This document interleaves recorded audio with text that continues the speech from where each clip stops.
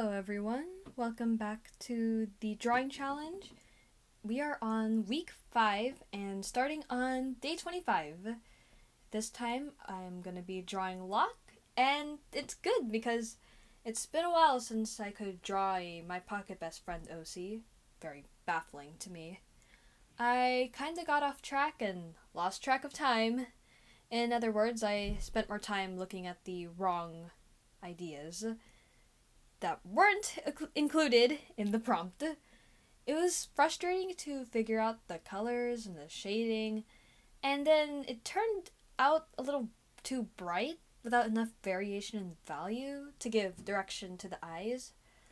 But this drawing did help me find some of my weak points, and it makes me realize or wonder if I should shade based on the background or try some other shading techniques. I also am not very happy with the pen fade that I used for this piece, and I'm not sure if I'll be sticking to it. I'll probably stick to the alcohol marker, because that one was nice. Anyways, here is day 25, Lock. Week 5 has a lot of those pieces where I'm gonna say it was difficult and frustrating to make. Well, not frustrating enough to the point where I couldn't finish it, but it was still difficult nonetheless. And that is not an exception with Lori here for day 26 of the challenge. I really need to start paying attention to what these prompts are saying, because between yesterday and today, I keep forgetting. That being said, I did pay attention to the worm eye perspective, which was the main part and also the main struggle. I'm not really happy with the proportions, and Lori does look a bit flat. Also, the eyes in the background were tricky to decipher and make it look nice. It did teach me a few things that in the end wasn't a waste, but overall this piece is not one of my favorites. But they can't all be winners, I guess. Anyways, here is day 26, Lori. Day 27 is dedicated to another Emscape OC, which is good because you guys probably won't be seeing them for a long while. I think the next one is the last day of the challenge. I made some final touch-ups later, but before that, the drawing was an overall smooth experience, and I enjoyed myself. In addition, I was excited to start, so this was overall a pretty pleasant experience. I wanted it to be colorful and bright, but when I finished, something looked off. By that, I mean the paint looked a bit clay-like on her face, and due to the nature of her eyes, it was difficult to figure out how I was going to shade it.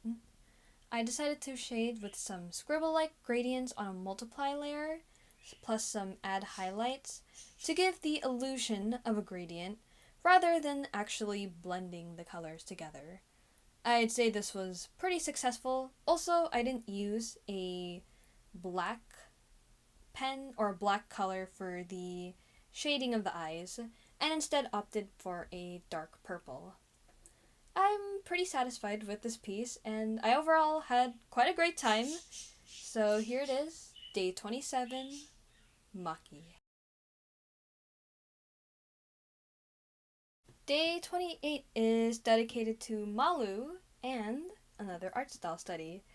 Off topic, but it was a bit tricky to balance the time of this piece and how long I wanted to spend on it, because I was juggling it while watching a bunch of mini movies. Anyhow, this time I am studying Chaniesa's art style. She doesn't have any socials, but she allowed me to show her works and use them for the study. I hope that's alright by you guys. Her stuff is so pleasing and sweet, and there's a gentle, squishy feel to them. Everything is quite simple, yet cohesive, and one thing I've noticed is that she likes using a lot of blues, and the shadows are small and clean.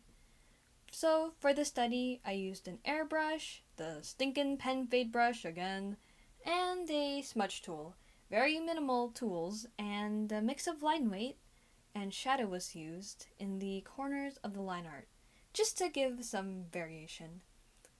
Although, despite the simple art style, it took such a long time to put this together. The hair was tricky and the eyes were a bit tricky as well, but I enjoyed making the eyes. I loved adding that little red shading under the eye, like some eggyosal. It was pretty fun, and overall, I enjoyed this piece despite its complications that it brought. So here it is, day 28, Malu.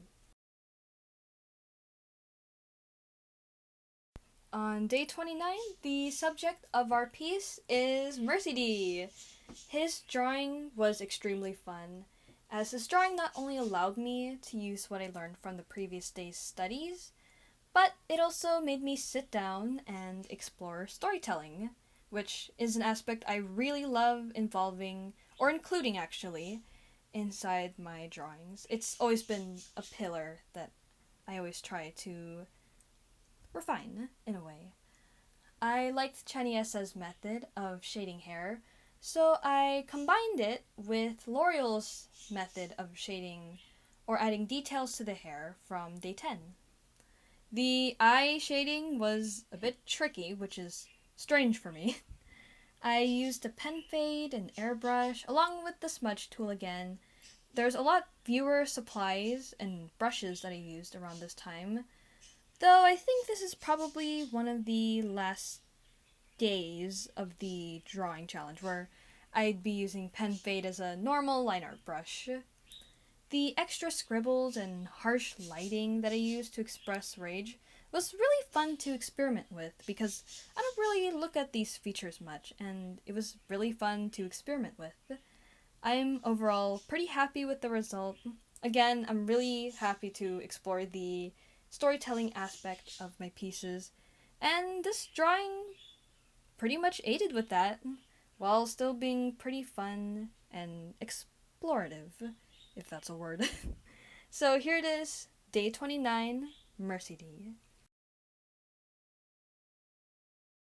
Our last drawing for this week in the drawing challenge will focus on Oyora. Again, hers was one of the more frustrating ones, and I kind of forgot how to make backgrounds, especially since the last three didn't pay attention to that. I fiddled a bit with the shading, which was pretty tricky, although the perspective was luckily a lot easier. I'm thinking of changing my methods next time and using a different approach that's simple yet engaging and not too crowded and messy to work on my workflow and make things a little bit more streamlined. Week 5 was quite interesting. I would say that I'm pretty happy with how some of these pieces came out, even though most of them were a bit of a struggle. I will say some of them aren't my favorite, but from what it stands, I am pretty happy with how they came out. Especially Malu, Mercedes, and Maki's. I'm really happy with theirs, and this week really challenged me in the perspective alley, because especially for Lori and Doyora's piece, that was the trickiest part. I hope that you enjoyed the video, and I can't wait to see you all for week 6. I hope that you have a good day, and I'm wishing you all the best. Bye.